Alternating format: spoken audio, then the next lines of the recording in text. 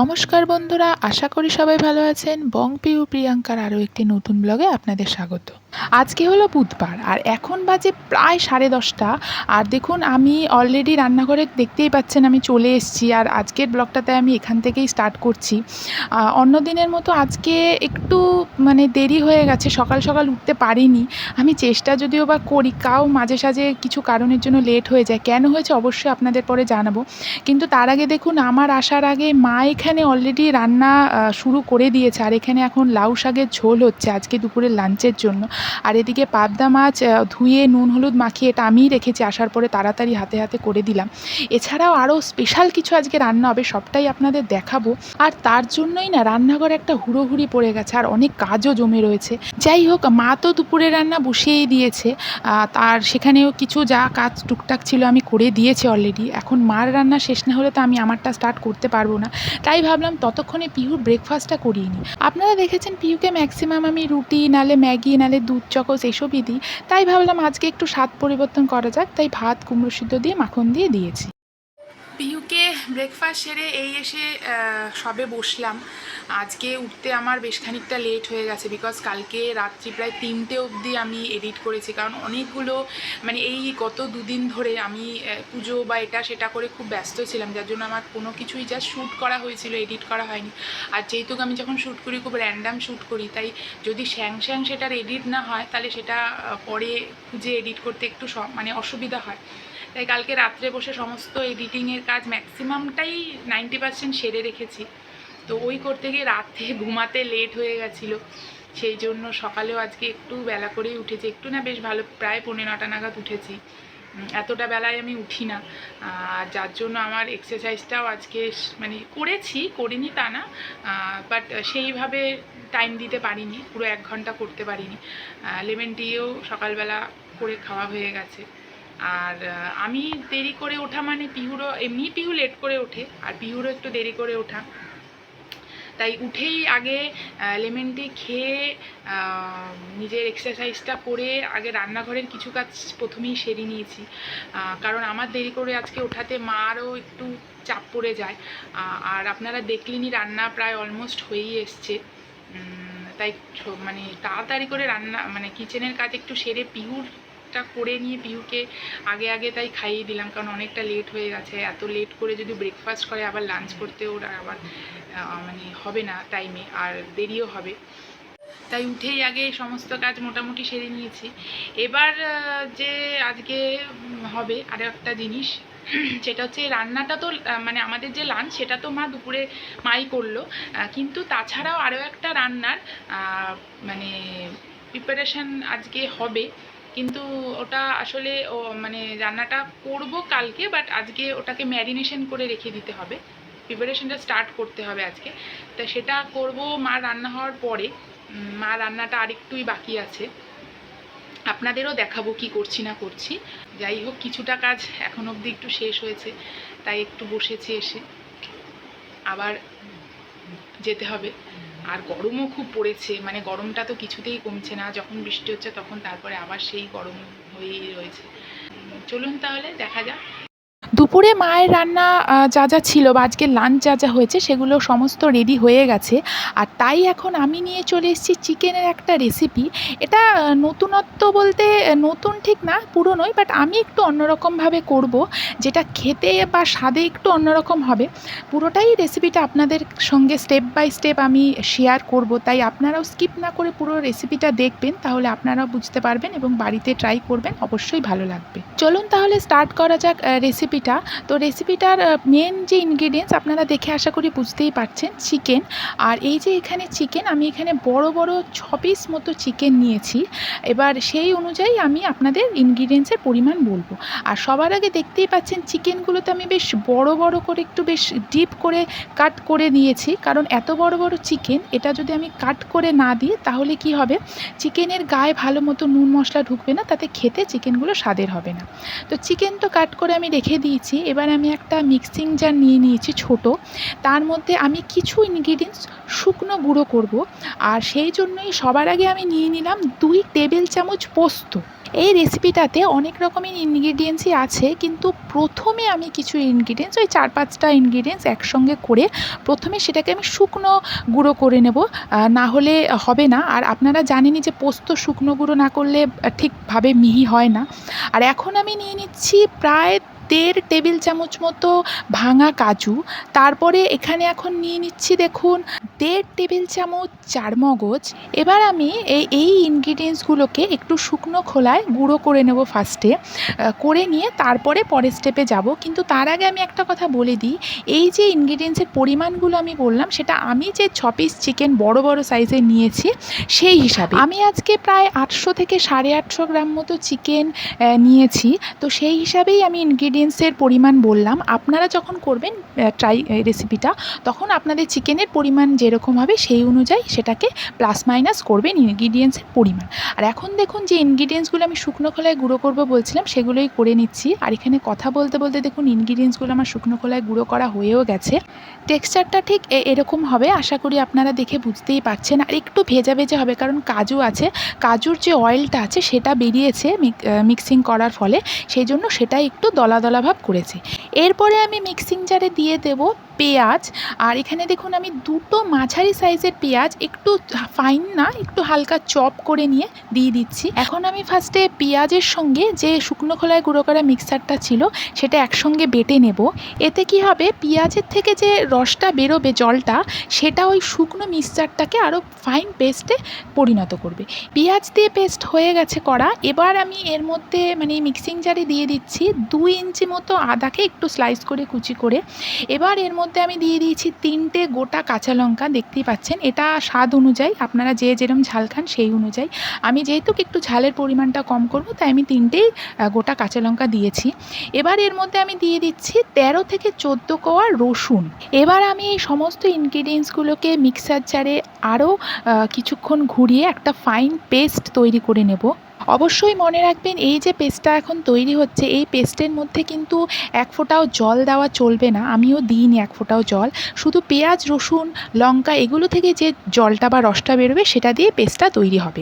আর এখন দেখুন কথা বলতে বলতে পেস্টটা আমার অলরেডি তৈরিও হয়ে গেছে। পেস্টের টেক্সচারটা আশা করি আপনারা দেখতে পাচ্ছেন, ঠিক এই রকমই একটু মাখো মাখো, একটু জল জল হবে, এরকমই কিন্তু পেস্টটা হবে। আর এখন আমি চলে এসেছি চিকেনের ম্যারিনেশানে। পেস্টটা তো আমার হয়ে গেছে, আর কিছু পেস্ট করার নেই। এখন শুধু এই পেস্টটাকে ভালোভাবে চিকেনের সাথে ম্যারিনেশন করলেই হবে। আর এই ম্যারিনেশন পর্বে প্রথমেই আমি দিয়ে দিলাম সেটা হলো 1/2 কাপ টক দই। আপনি চাইলে হাঙ্কার্ডও দিতে পারেন, বাট আমার আর সময় আজকে হচ্ছিল না, এই জন্য আমি হাঙ্কার্ড দিলাম না, এমনিই দই দিলাম। মিক্সিং জারে যে পেস্টটা একটু আগে করেছিলাম, এখন আমি সেই পেস্টটা দিয়ে দিচ্ছি, আপনারা দেখতে পাচ্ছেন। এখন এই পেস্ট আর টক দইটা দিয়ে আমি ভালো করে এই চিকেনটাকে মাখিয়ে নেব। এবং আপনাদের প্রথমেই যে দেখিয়েছি চিকেনের গায়ে কাটগুলো করেছিলাম, সেই জায়গাগুলোতে ভালো করে মশলাটা ঢুকিয়ে দেবো আঙুল দিয়ে, যাতে করে মাংসের ভেতরে ভেতরে প্রপারলি মশলাগুলো সব পৌঁছায়। আর এতে কি হবে, মাংসটা সফট হবে আর খেতেও টেস্টি হবে। আর এখন দেখুন টক দই আর ওই পেস্টটা দিয়ে ভালো করে আমি চিকেনটাকে মাখিয়ে নিয়েছি। আর এবার আমি দিয়ে দেবো এর মধ্যে কিছু গুঁড়ো মশলা। আর তার মধ্যে প্রথমে আমি দেখুন দিয়ে দিলাম 2 টিস্পুন লাল কাশ্মীরি লঙ্কার গুঁড়ো। এরপরে আমি দিয়ে দিচ্ছি 1 টিস্পুন গরম মশলা গুঁড়ো। এবার এর মধ্যে দিতে হবে স্বাদ মতো নুন। নুনের কোনো পরিমাণ আমি বললাম না, কারণ নুনটা আপনারা আপনাদের স্বাদ অনুযায়ী পরিমাণ মতো এখানে দিয়ে নেবেন, কারণ নুন এক একজন এক এক রকম পরিমাণের বা স্বাদে অনুযায়ী খান। আমি এখানে আমার স্বাদ অনুযায়ী পরিমাণ মতো নুন দিয়ে দিয়েছি। আমি এখানে প্লেন নুনই দিয়েছি, কিন্তু না, আপনারা চাইলে আপনাদের পছন্দ মতো রক সল্ট বা পিঙ্ক সল্ট যে যেটা খান সেটা দিতেই পারেন। আর এখন এখানে দিয়ে দিচ্ছি 1.5 টিস্পুন গোলমরিচের গুঁড়ো। গোলমরিচের গুঁড়োর পরিমাণটা আমি বলে দিলেও এটাও আপনারা একটু কম বেশি স্বাদ মতো করতেই পারেন, কারণ গোলমরিচের গুঁড়ো যেহেতু একটু ঝালটা বাড়ায়, তাই আপনারা চাইলে পরিমাণ মতো ঝাল হিসাবে দিতেই পারেন। আর এখন আমি এখানে দিয়ে দিচ্ছি 3 টেবিল চামচ ফ্রেশ ক্রিম। এটা আমি আমুলের ফ্রেশ ক্রিম নিয়েছি, আর আপনারা চেষ্টা করবেন আমুলেরটাই নিতে, কারণ এটা খুব বেশি ক্রিমি হয়, খুব সুন্দর একটা টেক্সচারও দেয় যে কোনো ম্যারিনেশনের। এরপর আমি এখানে দিয়ে দিচ্ছি একটা 1/2 ইঞ্চি সাইজের জায়ফলকে এভাবে ঘষুনিতে ঘষে। আর এটার যা পরিমাণ হচ্ছে তাতে ওই 1/2 টিস্পুন মতো জায়ফলের গুঁড়ো হবে, সেটাই এখানে এখন দিয়ে দিচ্ছি। সবশেষে আমি এই ম্যারিনেশনটার মধ্যে দিয়ে দেব 3 টেবিল চামচ সাদা তেল। এই রান্নাটা কিন্তু সাদা তেলেই হবে, সর্ষের তেল ইউজ করা যাবে না। আর ম্যারিনেশনেও তাই একটু সাদা তেল আমি দিয়ে নিচ্ছি। এবার এই সমস্ত ইনগ্রিডিয়েন্টস দিয়ে ভালো করে আমি চিকেনটাকে ম্যারিনেট করে নেব, ভালো করে মেখে নেব। আর কথা বলতে বলতে দেখুন আমার চিকেন ম্যারিনেশন করাও হয়ে গেছে। এবার এটাকে আমি রেখে দেবো ফ্রিজে রেস্টে। আমি এটাকে হোল নাইটই রাখবো, কিন্তু আপনার কাছে যদি টাইমের অভাব হয় তাহলে আপনি এটাকে 3-4 ঘন্টাও ম্যারিনেশন করে রাখতে পারেন, কিন্তু আমার মতে বেস্ট হয় হোল নাইট রাখাতে। তাতে করে চিকেনটা অনেক বেশি জুসি আর অনেক বেশি সফট হয় এবং খেতেও অনেক বেশি রেসিপিটা ভালো লাগবে। ম্যারিনেশন করা চিকেনটাকে হোল নাইট ফ্রিজে রেখে এখন সেটাকে ফ্রিজ থেকে বের করে দেখুন আমি নিয়ে চলে এসেছি। আর এটাকে না আমি ডিপ ফ্রিজে রাখিনি, কারণ তাতে অনেক বেশি এটা জমে যেত, যেটা চিকেনের জন্য খুব একটা ভালো হতো না, চিকেনগুলোকে মেবি হার্ড করে দিত। তাই এটাকে আমি নর্মাল ফ্রিজারের মধ্যেই রেখেছিলাম। আর এখন আমি এই চিকেনের ম্যারিনেশনটাকে ঘরের নর্মাল টেম্পারেচারে কিছুক্ষণ জিরোতে রেখে দেবো, যাতে ঠান্ডা ভাবটা কেটে যায়। না হলে ঠান্ডা অবস্থায় গরম কড়াতে দিলে সেটা অনেক বেশি ছিটবে আর পুড়েও যেতে পারে। চিকেনের ম্যারিনেশনটাকে রেস্টে রেখে আমি দেখুন এখন অপর দিকে চলে এসেছি তেল গরম করতে। আর তার জন্য উনুনে আমি কড়াই বসিয়ে দিয়েছি, দেখতেই পাচ্ছেন। প্রথমেই আমি দিয়ে দিলাম এই রান্নার জন্য কড়াইতে 1 টেবিল চামচ ঘি। এই রান্নাটা যেহেতু সাদা তেলে হবে তাই আমি ভাবলাম একটু ঘিও ইউজ করা যায়, তাহলে স্বাদটা আরও বাড়বে। ঘিয়ের সাথে দিয়ে দিলাম আমি 2 টেবিল চামচ সাদা তেল। প্রথমেই বলে দিই এই যে রান্নাটা এটা কিন্তু প্রথম থেকে লাস্ট অবধি লো টু মিডিয়াম টেম্পারেচারেই হবে, একদমই কিন্তু টেম্পারেচার হাই করা যাবে না, তাহলে গ্রেভি সমেত চিকেনটা পুড়ে যেতে পারে। আর কথা বলতে বলতে এখন দেখুন আমার যে কড়াইয়ের তেলটা ওটা অলরেডি গরম হয়ে গেছে, ধোয়া উঠছে, আশা করি আপনারা দেখে বুঝতে পারছেন। আর এখন আমি এই যে ম্যারিনেশনের চিকেনগুলো আছে সেই চিকেনগুলো একটু হালকা ব্রাউন করে প্রথমে ভেজে নেব। সমস্ত চিকেনই অল্প অল্প করে ভেজে নেব। আপনি চাইলে পুরোটাই একেবারে একটা কড়ার মধ্যে দিয়েই ভাজতে পারেন, কিন্তু যেহেতু আমার কড়াইটা একটু ছোট তাই আমি অল্প অল্প করেই হালকা ব্রাউন করে ভেজে নিচ্ছি। আর ভাজার সময় একটা জিনিস মাথায় রাখবেন, চিকেনের গায়ে যে মশলাগুলো রয়েছে সেগুলো যেন একটু ছাড়িয়ে নিয়ে শুধু চিকেনগুলোই ভাজা যায়। না হলে কি হবে, সেই মশলাগুলো গরম কড়াইতে গিয়ে হয় কড়ার গায়ে সেগুলো লেগে যাবে বা সেগুলো চিকেনটাকে পুড়িয়ে দেবে বা মশলাগুলো পুড়ে যাবে। আর গল্প করতে করতে এখন দেখুন আমার চিকেনগুলো এক পিঠ অলরেডি ভাজা হয়ে গেছে, তাই আমি ওই পিঠ করে দিয়েছি চিকেনগুলো। আপনারা দেখে বুঝতেই পারছেন যে চিকেনগুলো কিন্তু খুব মানে ডিপ ফ্রাই করতে হবে না, জাস্ট একটু হালকা ব্রাউন করে ভাজলেই হয়ে যাবে। আর গল্প করতে করতে এখন দেখুন মোটামুটি অল্প অল্প করে সমস্ত চিকেনই আমি ভাজা কমপ্লিট করে ফেলেছি। আর যেটা বলছিলাম যে ভাজাটা একটু কম করতে হবে, জাস্ট ওই গ্রেভিতে গিয়ে যেন চিকেনগুলো খুলে না যায় সেই জন্য একটু ভেজে নেওয়া আর কি। চিকেনটাকে ভেজে রেখে দিয়েছি আর এখন আমি চলে এসেছি রান্নার মূল পর্বে। আর তার জন্য প্রথমেই আমি দেখুন এখানে কড়াতে নিয়ে নিয়েছি আরও 2 টেবিল চামচ সাদা তেল। তেলটা আমি এখন খানিকক্ষণ গরম হতে দেব। তেলটা গরম হতেই দেখুন আমি এখন কড়াই দিয়ে দিচ্ছি মাংসের সঙ্গে যে মশলাটা মাখানো ছিল সেই মশলাটা। এটা আমি এখন খানিকক্ষণ কষাবো, কারণ এটাই এই রেসিপিটার মূল পর্ব বা মূল কাজ আপনি বলতে পারেন। এটাকে আমি এখন লো টু মিডিয়াম হিটে বেশ 10 থেকে 15 মিনিট মতো কষাবো, কারণ এই মশলাটা আপনি যত বেশি কষাবেন ততই রান্নাটা খেতে হবে স্বাদের। ম্যারিনেশনের মশলাটা যেহেতু অনেকটাই বাটিতে লেগেছিল তাই আমি অল্প জল নিয়ে সেই ম্যারিনেশনের মশলাটা ধুয়ে সেই জলটা আমার এই মশলার মধ্যে দিয়ে দিলাম, কষানো মশলার মধ্যে। এবার এটাকে 10-15 মিনিট ধরে কষাতে হবে যতক্ষণ না এটা থেকে তেল বেরিয়ে আসে। ফিরে আসলাম 10-15 মিনিট বাদে। প্রায় 10-15 মিনিট ধরে টানা আমি এইভাবে মশলাটাকে কষিয়ে গেছি, একটুও রেস্ট দিইনি, কারণ রেস্ট দিলেই সেটা তলায় লেগে গিয়ে পুড়ে যেতে পারে। আর দেখুন আমার অলরেডি মশলা থেকে তেল ছাড়তে শুরু করে দিয়েছে, আপনারা দেখে আশা করি বুঝতেই পারছেন। তাহলে মশলা কষানো আমার হয়ে গেছে, এর থেকেই বোঝা যাচ্ছে। সঙ্গে মশলার কালারটাও দেখুন হালকা অরেঞ্জিশ টাইপের হয়ে গেছে, আপনারা আশা করি দেখে বুঝতে পারছেন। সবে তো এখন হলো মশলা কষানো, এবার আমার আরও বাকি আছে এই মশলার মধ্যে চিকেনগুলোকে সেদ্ধ করার। কিন্তু আপনারাই দেখলেন যে আমার মশলাটা অনেক বেশি শুকনো টাইপের হয়ে আসছিল। তো তার মধ্যে যদি আমি আবার চিকেন সেদ্ধ করতে দিতাম, তাতে চিকেন তো সেদ্ধ সেইভাবে হতোই না। আর যদিও বা চিকেন সেদ্ধ হতো, সেদ্ধ হতে হতে সমস্ত মশলা চিকেনের গায়ে লেগে শুকিয়ে যেত। তাই আমি গ্রেভিটাকে একটু পাতলা করার জন্য 1 কাপ মতো জল, উষ্ণ গরম জল এই যে মশলাটা আছে তার মধ্যে দিয়ে দিলাম। দিয়ে এটাকে আরও কিছুক্ষণ কষাতে হবে যতক্ষণ না তেল ছেড়ে আসে।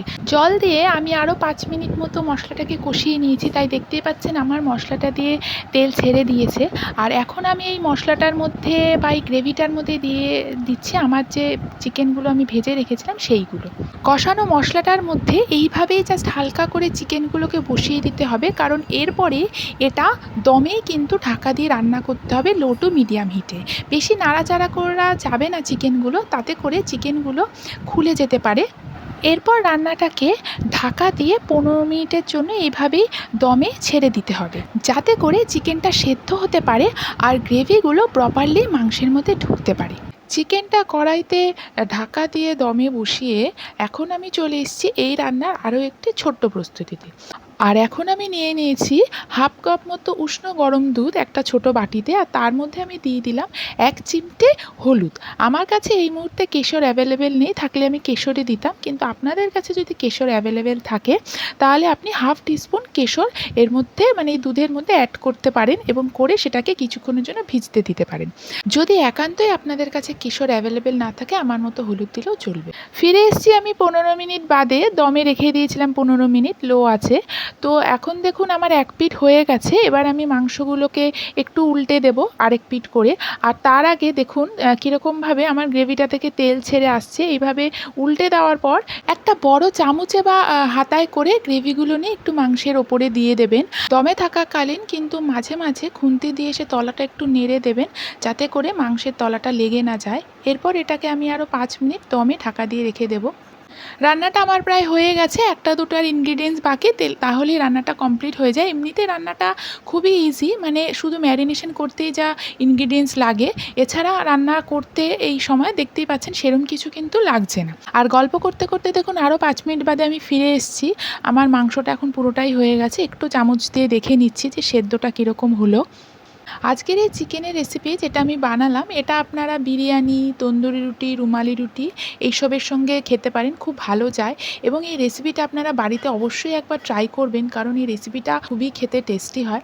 আর এখন দেখুন দুধে ভেজানো যে হলুদটা ছিল সেইটা আমি দিয়ে দিচ্ছি, কারণ আমার মাংসের সেদ্ধটাও হয়ে গেছে, প্রিপারেশনটা অলরেডি ডান। এরপর আমি এর মধ্যে দিয়ে দিচ্ছি লাস্ট ইনগ্রিডিয়েন্টস 1 টিস্পুন গোলাপ জল। আপনি চাইলে কেওড়ার জল আপনার কাছে থাকলে আপনি সেটাও অ্যাড করতে পারেন। আমি দিলাম না, তার কারণ তাতে গন্ধটা বেশি হলে খেতে অনেক সময় মুখটা মেরে যায় বা গা গুলিয়ে যায়, সেই জন্য আমি কেওড়ার জলটা অ্যাভয়েড করলাম। এরপর আরও 5 মিনিট এটাকে একটু নেড়ে নিয়ে দমে ছেড়ে দেব। তবে একটা জিনিস মাথায় রাখবেন, রান্নাটা করতে করতে কিন্তু মাঝে মাঝে একটু তলাটা এরকমভাবে নেড়ে দেবেন, নাহলে তলাটায় লেগে যেতে পারে। আর দেখুন আমার কথা বলতে বলতে রান্না একদম কমপ্লিট হয়ে গেছে, আর রেডি হয়ে গেছে আজকের আমার একটা ডিলিশিয়াস স্পেশাল মেনু চিকেন চাপ, যেটা খেতে হবে একদম রেস্টুরেন্ট স্টাইলে। আর এখন দেখুন চিকেন চাপ আমি নামিয়ে ফেলেছি, আর নামানোর পর দেখতে ঠিক এইরকমই হবে। দেখতেই পাচ্ছেন গ্রেভি থেকে তেল ছেড়ে এসছে। আপনারাও কিন্তু রেসিপিটা বাড়িতে একবার ট্রাই করে সবাইকে খাইয়ে তাক লাগিয়ে দিন। আর কেমন হয়েছে খেতে আমাকে কমেন্ট করে কিন্তু অবশ্যই জানাবেন। আজকের ভিডিওটা তাহলে আমি এখানেই শেষ করছি। ভিডিওটা যদি ভালো লাগে একটা কমেন্ট করে অবশ্যই জানাবেন, আর একটা লাইক অবশ্যই করে দেবেন। আর আমার চ্যানেলে নতুন হলে চ্যানেলটি সাবস্ক্রাইব করে শেয়ার করে দেবেন। ফেসবুক থেকে দেখে থাকলে চ্যানেলটি ফলো করে দেবেন। দেখা হচ্ছে তাহলে নেক্সট আরও একটি ভিডিওতে। ততদিন সবাই ভালো থাকবেন। টাটা।